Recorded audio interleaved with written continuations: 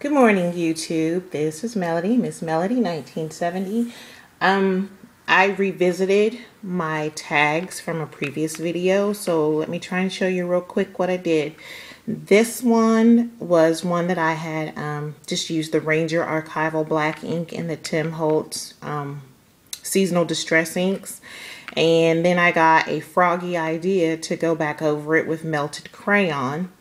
And so I melted some cheapy dollar bin crayons from Joann's over it. And then I went back over it and embossed it with clear embossing powder to try and seal the crayon in. I don't know how well you can pick it up, but it will crack and bubble.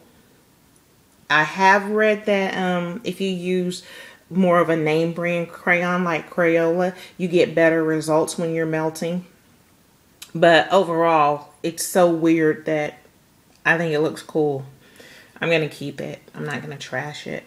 Let's see. You can see there that it did crack a little bit. And that could have just been because I used too much of it rather than just letting it drip on there. And then I just covered the back in regular cardstock and used black soot and put a pretty sheer ribbon on it, and I inked the edges in black soot as well. So that's one.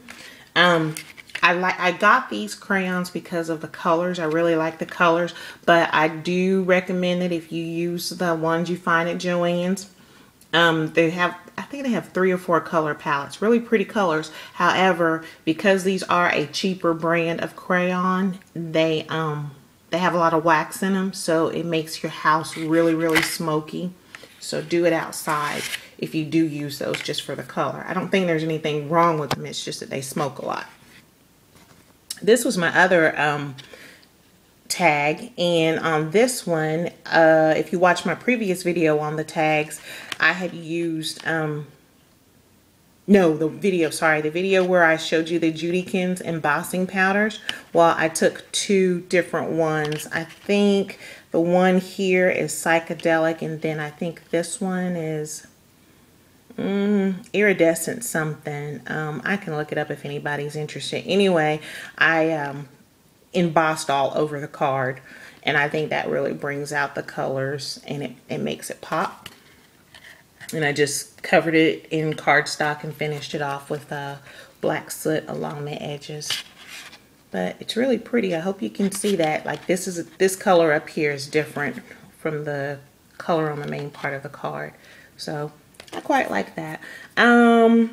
Here's my famous Mr. Owl, my favorite stamp of all time right now. He's just clear embossed. And of course, like I mentioned in the previous video, I used the archival ink, and then I had watercolored the tag. And also what I did, because I really like my tags to be sturdy, I went ahead and doubled up the tags and just glued another one to the back of the original tag, and then went over it with the Ranger dye inks. It gives it some weight and sturdy. It makes it feel, you know, expensive. And then this one, I used the Judykins embossing, and I think I used the Psychedelic on this one.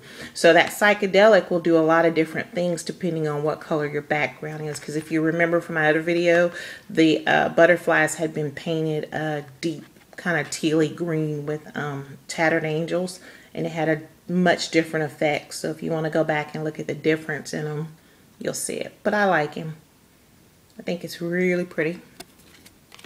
And again, I doubled up the back, the tags, to make it sturdy, and just inked it. This one, I used some of those crazy fibers or whatever, fun fibers.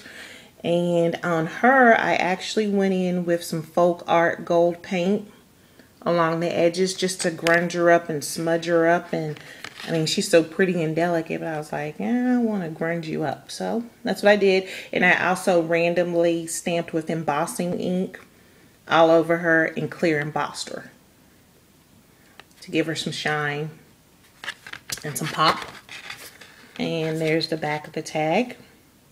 And I just basically took a little sponge and put paint wherever I felt like putting it.